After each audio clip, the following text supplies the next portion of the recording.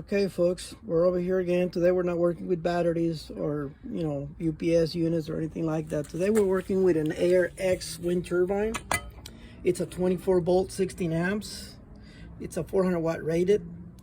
The date on it is 12/07/2010. I believe these ones are the ones that were 50 amp rated back in the day, and they went down to the 20 amp rating on this ones, on their rectifiers. They brought it here for a repair, a friend of mine. Everything seems to be fine. It still generates AC out of here, and the rectifier apparently went bad on this thing. But here's where the problem happened. I think this was sent back for a warranty, and whoever had done the warranty on this capacitor here, I got a replacement, and you guys got to make sure that it says high temperature like this one here. 63 volts, 1000 microfarad. What happened with this capacitor here on the back side over here, this one has a little line right there. One of the little on the other side, you can see that the rectifier comes in there. You can see that the rectifier comes in here. So what was happening is this capacitor, even though it has a little clear coating on the side here, it's got a metallic edge on the bottom. So what was happening is this capacitor is too big. This one here was too big, and it was touching there. So that made that caused it to damage the rectifiers on this. And you can buy the whole unit. I believe that's the reason my friend bought it. Brought it here because he didn't want to spend whatever $200 and something for this unit here.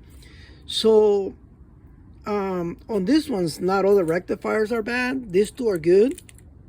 This is the one that has the short. That's the one where the capacitor was touching. So this one went bad. So it has these little rectifiers here, these little tiny black little round things.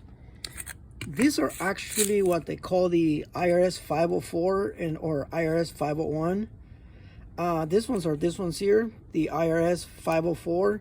They're rated for 50 amps. They're automotive rectifiers. They used to use this on cars, on the alternators.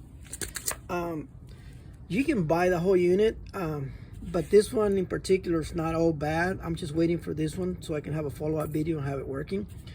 And you don't necessarily have to put it all together. So what you do is you hook up the little thing here, this little plug here, and that will light up the little light down there when it's working. So you can just get a regular 12 volt power source AC and plug it in here or in here, like whichever one, and then this little light right here will light up.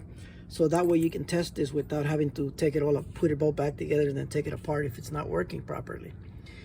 But anyways, that's the only thing that is wrong with this. It's kind of hard to put them back together because it goes on the inside, so you have to peel all these things out from the inside over here and get them all back going. The other thing is, like I said, if you don't want to use this, you can just go directly AC out of it.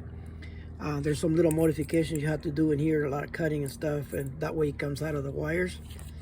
But so you're gonna have to use these three wires as a three-phase AC coming out instead of a ground and positive and negative.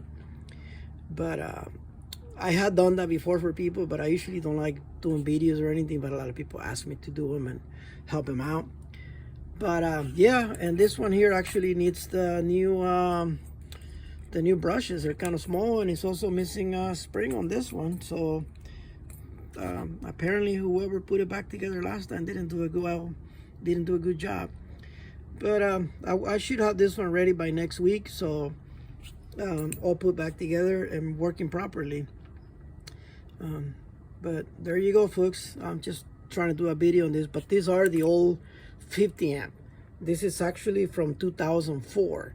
These turbines used to be rated for 50 amps. They no longer do that. They're all 20 amps now because of the warranties. I believe they have problems with the warranties on them, so that's why they're doing that.